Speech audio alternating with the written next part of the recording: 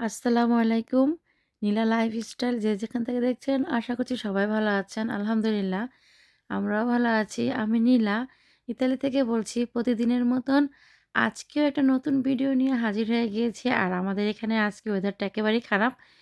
তো যাই হোক বের হয়েছি। আমার একটু দরকার ছিল তাই।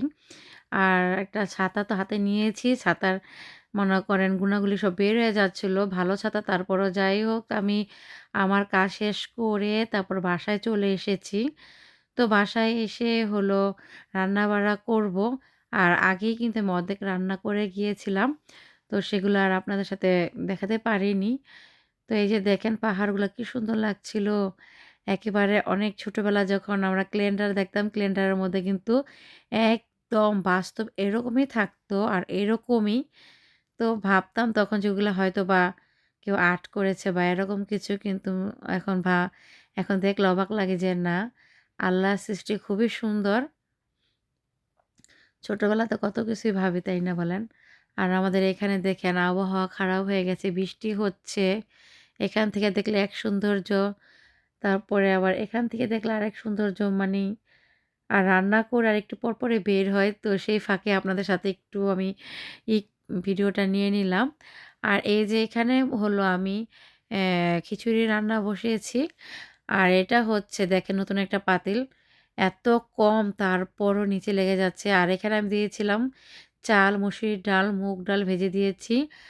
আর মানে কষানো হয় নাই। সব চালের সাথে আমি সবকিছু একসাথে দিয়েছি। লবণ, হলুদ, কাঁচামরিচ, তেজপাতা, এলাচি, দারচিনি, জয়ফল, একটু জয়িত্রী, লবণ স্বাদ অনুযায়ী, তেল, আদা রসুন বাটা, তো আর জিরা, ধনিয়া পাতাগুলো লাস্টে দিব। আর এ ২ টা বাদে সব এখানে আমি এড করেছি। আর পেঁয়াজও দিয়েছিলাম আর একটা টমেটো। তো ভাবলাম যে একটু আরকি সুন্দরভাবে এরকম ভাজা, ভাজা করে বসাই। সবকিছু একসাথে দিয়ে তারপর আমি যে এরকমভাবে একটু করছিলাম, কষাচ্ছিলাম। তো মাশাআল্লাহ অনেক সুন্দর স্মেল বের হয়েছিল। আর খেতেও কিন্তু অনেক টেস্ট হয়েছিল। যেহেতু আমি পরে ভয়েস দিচ্ছি। আমাদের খাওয়া তো দুপুরেই হয়ে গিয়েছে। তো এই তো দেখতেই পাচ্ছেন অনেক সুন্দর হয়েছিল। তো পাতিলাটা কত সুন্দর একদম, এই পাতিলায় রান্না করতে আমার অনেক ভালো লাগে। কারণ মেইন কথা হচ্ছে কি জন্য? চোখের ভালো লাগা। মানে চোখেই দেখতে ভালো লাগে পরিষ্কার। আর কোনো নেই, একটু দাগও নেই। কিন্তু না হতেই নিচে লেগে যাচ্ছে। তাই বারবার লাড়ার উপরে রাখতেছিলাম। আর এই যে গোস্তটা রান্না করে রেখেছিলাম আর দুধটা গরম করে নিলাম। এগুলা দিয়ে হচ্ছে মিল্কশেক বানাবো। তো মিল্কশেক যখন আজকে আর বানাবো না।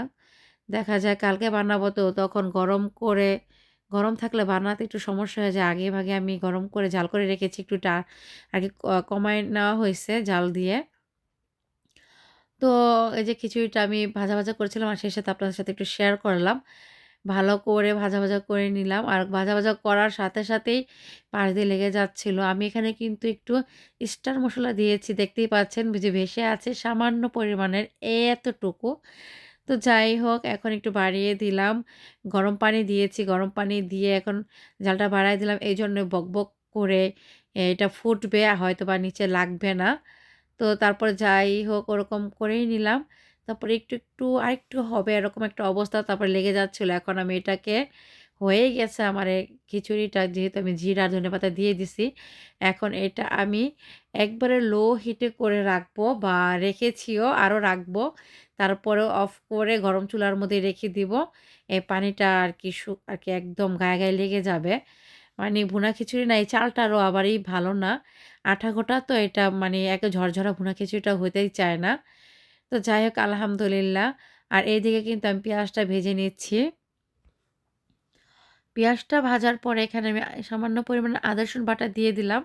যেহেতু আমার রসুনের পরিমাণটা একটু কম বাসায় আছে। তো পেঁয়াজটা ভেজে তার সাথে আমি টমেটোটাও একটু ভেজে নিয়েছি। যাতে করে একদম ম্যাশড হয়ে যায়, মানে একদম গলে যায়। আর আদা রসুন বাটা দিয়েও আরকি ভেজে নিয়েছি। তারপরে হলুদ ফাঁকি, সামান্য মরিচ ফাঁকি দিয়েছি। একেবারে সামান্য আর লবণ। আর এই যে একটু মসলাটা ভেজে নিলাম তেলের মধ্যে, তারপর দিয়ে দিব পানি। পানি দিয়েও আমি অনেক সময় নিয়ে হচ্ছে করব, আপনার এটা কষাবো। ভালো করে কষায় নিব। একটু বেশি করে পানি দিলাম, যাতে ভালো করে কষাতে পারি। আর এই যে তেলটা ছেড়েই আসছে। তো যাই হোক এখন আমি হচ্ছে এখানে অনেক থালা-বাসন জমে গিয়েছিল। তো এগুলো ক্লিন করলাম আর আশপাশটা দেখতেই পাচ্ছেন কি নোংরা হয়ে আছে এগুলা রান্নার পাশাপাশি আমি করে নেই। আর এই যে দেখতেই পাচ্ছেন মাছটা আমি ধুয়ে রেখেছিলাম। আর এখন মাছটাও দিয়ে দিলাম, শীতল শুঁটকি। তো এই যে এখন ভুনা করে নিচ্ছি। আমি এটা একটু মসলার সাথে কষিয়ে পরে আবার পানি দিয়েও করে নিব। কারণ শুটকি তো শুকাইয়া একদম ই লেগে থাকে তো পরে ভালো করে জাল না পেলে ওটা ছাড়ে না। মাংসটাকে মনে করেন চাপ খেয়ে থাকে এরকম একটা অবস্থা। আর খারাপ লাগে ভালো করে না হইলে। তো যাই হোক এখন কিন্তু আমি চুলা-টুলা সব পরিষ্কার করে নিলাম। শুটকি রান্না করেছি, গরুর মাংস, আবার ভুনা খিচুড়ি করেছি, সালাদ কেটেছিলাম আগের, তারপরে ওই যে পাতিলার মধ্যে ভাতও আছে। তো যাই হোক এখানে এত কিছু রান্না করার পরে একটু পাকের ঘরটা এলাম শান্তা ক্লিন করে নিলাম দেখলেনই তো। গন্ধটা অনেকটাই কমে যায়। আর এই যে আমার শুটকি ভুনাটা আর সালাডটা এখন মাখবো না, যখন খাবো তখন। আর তো এই যে ছেলেকে একটু করে নিব যেহেতু আজকে বৃষ্টি, তেমন কিছু করার নেই। হালকা পাতলা যা পারি তাই করে নিব। আর এখানে হচ্ছে আ আমি হলো এই যে জানলা-টালনা সব খুলে দিছি এই কারণে বাসার মধ্যে বুঝতেই পারতেছেন যে কি লেভেলের যে একটা ঘ্রাণ মানে খাবার সময় ভালো লাগে যখন রান্না করি তখন ভালো লাগে কিন্তু পরবর্তীতে না আর ভালোই লাগে না। তারপর খুলে দিলাম সবকিছু খুলে একটু স্প্রে করে দিলাম বাসায় তারপরে তো খাওয়া-দাওয়া করব। ১ম এ হচ্ছে আমি খাওয়া-দাওয়া ভাতটা নিবো এজন্য আমি স্প্রে করে নিয়ে ১ম এ দরজাগুলো খুলেই দিলাম জানলা দরজা ওইগুলা। আর কি স্প্রে নিয়েছি করার জন্য একবার দিয়েছি আর ভাত আমরা খাওয়া-দাওয়া করব খিচুড়ি। সেজন্য মনে পড়ে গেল তাই রেখে দিলাম। আর করলাম না। খাওয়া-দাওয়া করে নিয়েছি। খাওয়া-দাওয়া করে এখন একটু আর কি মানে আব্দুল্লাহ বাবা এসেও খাওয়া-দাওয়া করে ফেলেছে। আমি তারপরে একটু আসলাম। বললাম না? একটু বেশি আর কি ঘন, ঘন আসার পরে মানে আজকে একটু বেশি এসে পড়েছি।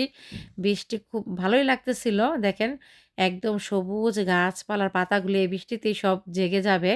আর দেখেন জঙ্গলগুলার গাছপালাগুলো কেমন মারা গেছিল এখন সব তাজা হয়ে যাচ্ছে। মানে কি বলবো একদম সব সবুজে ভরে যাবে। গরমের দিনটা এইজন্য ভালো লাগে। একদম সবুজ শ্যামল হয়ে যাবে। যাই হোক এতদিন তো খালি, খালি ছিল এখন সব ভরা, ভরাই থাকবে। আর বৃষ্টির দিনে এই সবুজগুলা না একদম অন্যরকম।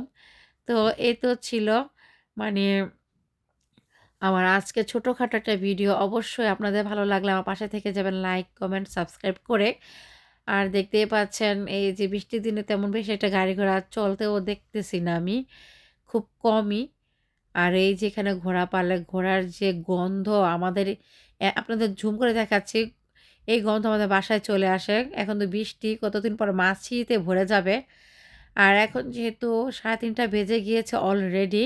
সবাই কিন্তু গুছায় গাছায় বাসায় চলে যাবে। ৫টার দিকেই সবাই চলে যাবে।